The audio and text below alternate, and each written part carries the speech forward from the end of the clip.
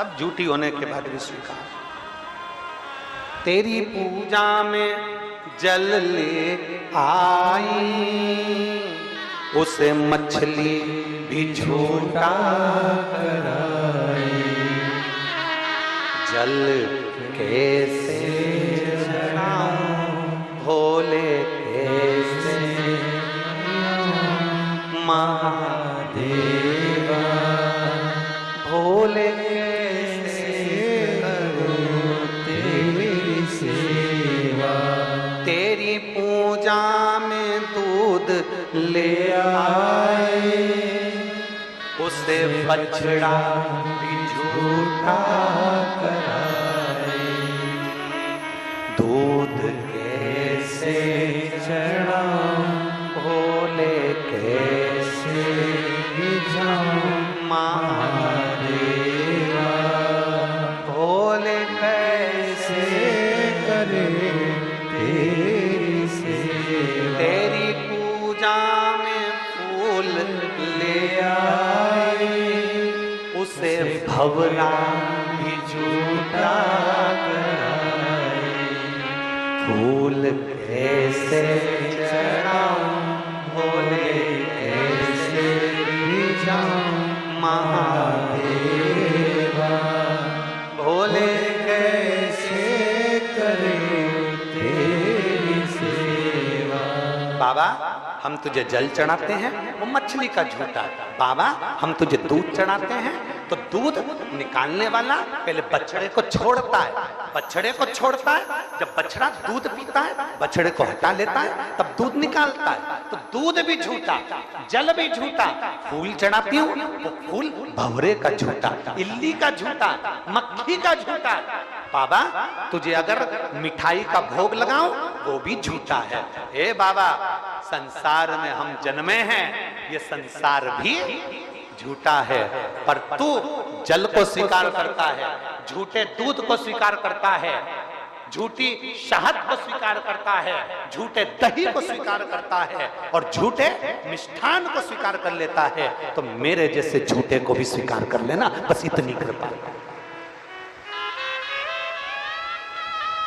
अपने अवगुण मेरे विश्वनाथ बाबा के सामने गिना दो, अपने अवगुण मेरे महाकाल बाबा के सामने गिना दो, अपने अवगुण मेरे कुबेर भंडारी के सामने गिना दो, अपने अवगुण गिना। मेरा ये अवगुण है।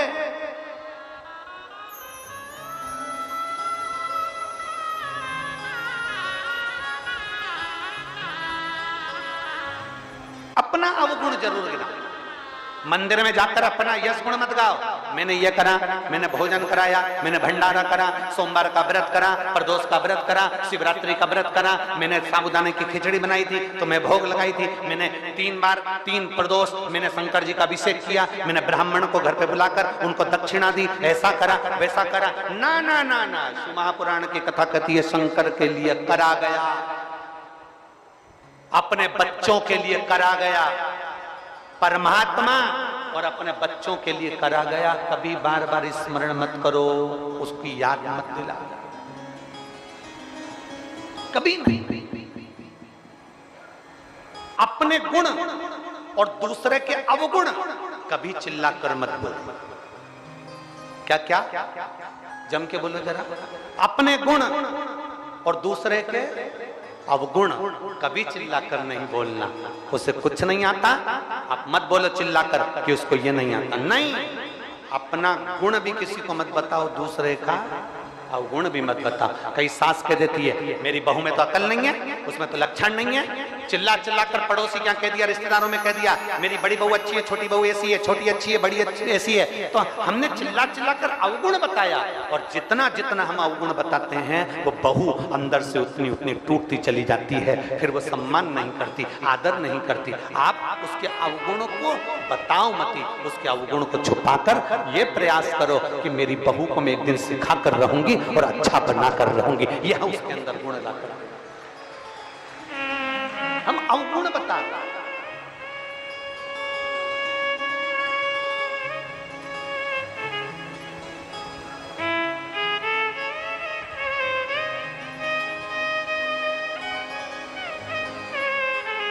मालिनी वो मालन पहुंच गई और क्या कह रही है, ये तो मुझे बेलपत्र के वृक्ष के नीचे मिला है, आपके लिए लेकर आई, प्रणाम करती हूँ आपको, आप पा लीजिए। शंकर जी से कह रही है, आप पाओ पाओ।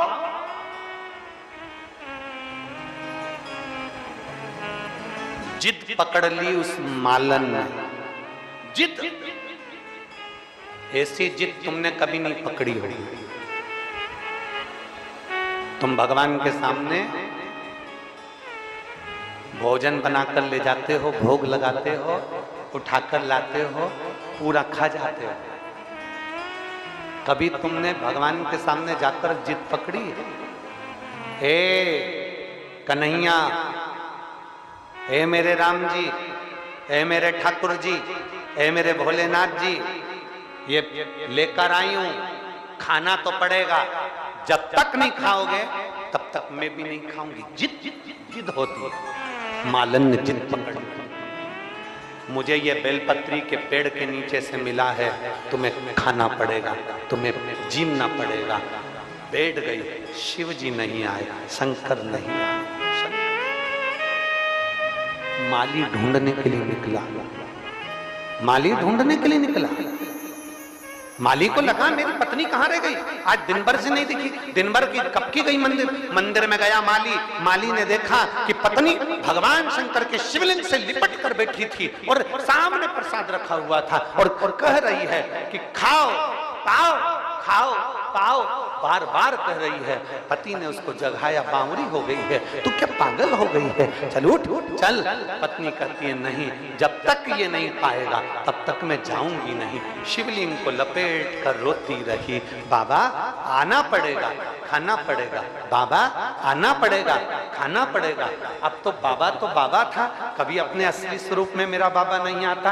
किसी साधु के वेश में, किसी साधारण के वेश में, किसी सन्यासी के वेश में, किसी स्त्री के वेश में, किसी पुरुष के वेश में, किसी बच्चे के वेश में, किसी दूसरे के वेश में मेरा बाबा आ जाता है। और मेरा बाबा आया और बाबा ने आकर तुरंत हाथ से पात्र उठाकर कहा, मालन ये किसका प्रसाद रखा है? मालन ने कहा ये शंकर जी के लिए रखा है, मैंने रखा है। मालन मुझे भूख लग रही है, मैं बहुत दूर से चलकर आया हूं, क्या मैं इस प्रसाद को खा लूं? क्या मैं इस प्रसाद को खा लूं? मालन ने कहा मैंने तो बाबा के लिए रखा था, पर आप यदि भूखे हो तो आप खा लो, मैं बाबा को दूसरा बनाकर खिला दूंगी। इतने में बाबा ने कहा मालन तू तो ये प्रसाद की जिद पकड़ कर बैठी है भोलेनाथ जी से कि तुम्हें खाना पड़ेगा। मालन कहती है जिद मैंने पकड़ी है, पर भूख तुम्हें लग रही है ना, इसलिए तुम इसको पालो, पथिक हो, खाकर तुम जाओ, मैं बाबा से बात कर लूंगी। बस भोलेनाथ जी ने उस प्रसाद का कणका मात्र मुख में लिया और जो मुख में लिया, मुख में लेते से ही मालन पीछे पलट कर देखती है तो चलते हुए मेरे महादेव निकल के जा रहे हैं। ये प्रतिबिंब मालन, प्रतिबिंब।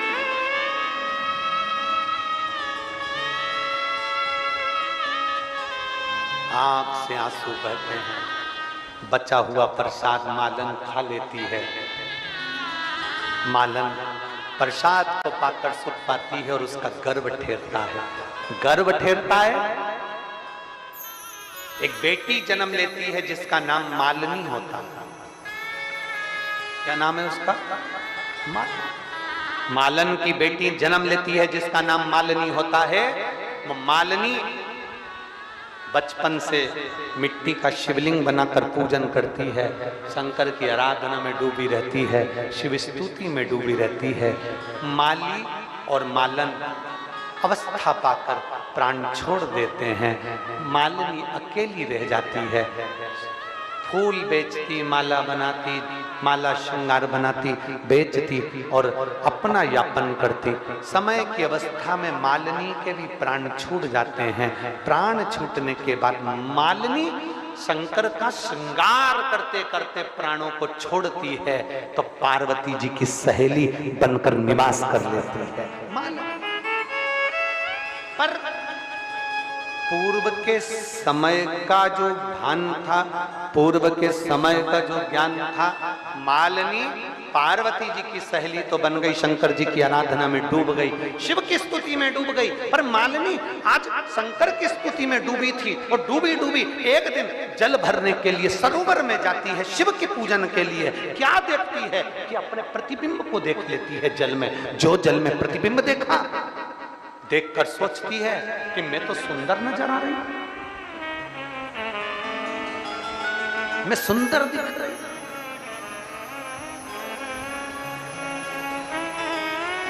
मालिनी को लगा कि मैं सुंदर नजर आ रही हूं,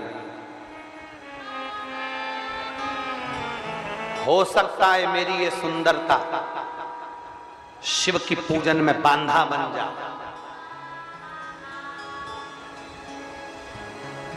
मालिनी गई, पार्वती जी के चरणों में बैठ गई। पार्वती जी ने पूछा, मालिनी तुम मौन चुप क्यों, किस लिए?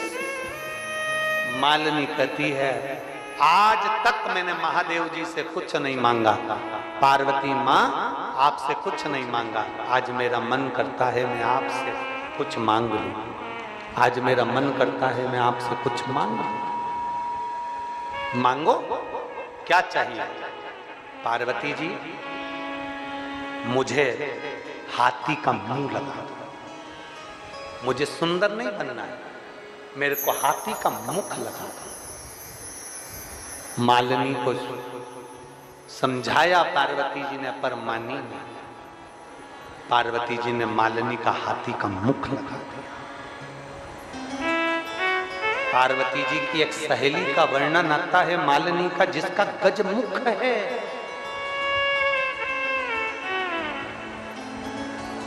गजमुख,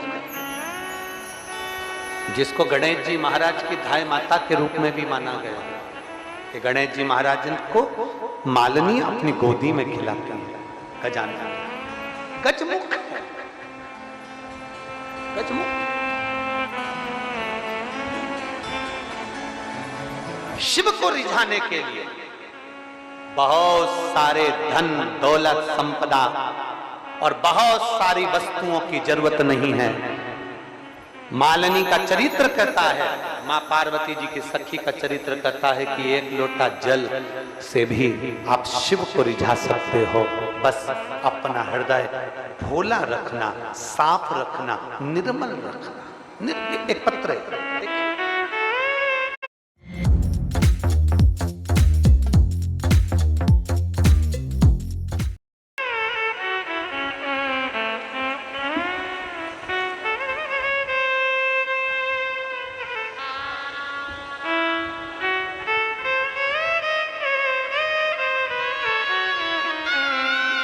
मेरा नाम राधिका शर्मा, जिला विदिशा, शमशाबाद हड़ा, शमशाबाद हड़ा की रहने वाली हूं। कहीं बैठी हो तो हाथ हिला सकती है। राधिका शर्मा, जिला विदिशा, शमशाबाद हड़ा की रहने वाली हूं। मैं महादेव का महिमा का क्या गुणगान करूं, एक लोटे जल का क्या गुणगान करूं। मेरे नाना जी के पेट में अचानक दर्द होने लगा, तब हमने उन्हें डॉक्टर को दिखाया तो डॉक्टर ने 1 महीने का कोर्स दे दिया। फिर उन्हें आराम नहीं लगा, हम उन्हें भोपाल ले गए और उन्होंने भी 1 महीने का कोर्स दे दिया और उनका टेस्ट हुआ।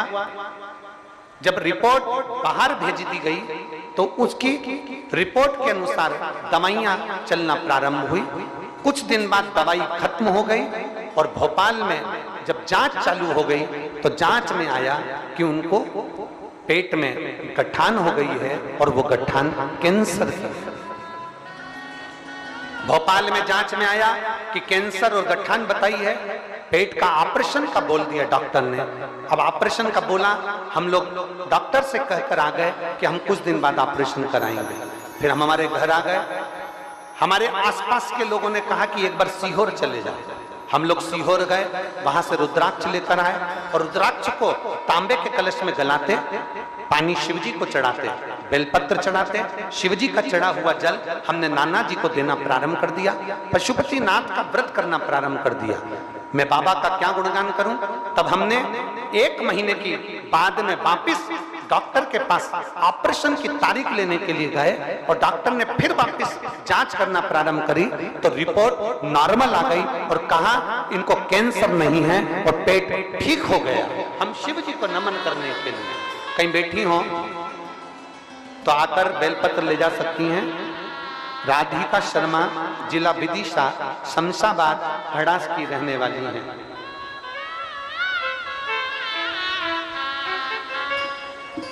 और मैंने तेरे ही भरोसे बाबा, तेरे ही भरोसे हवा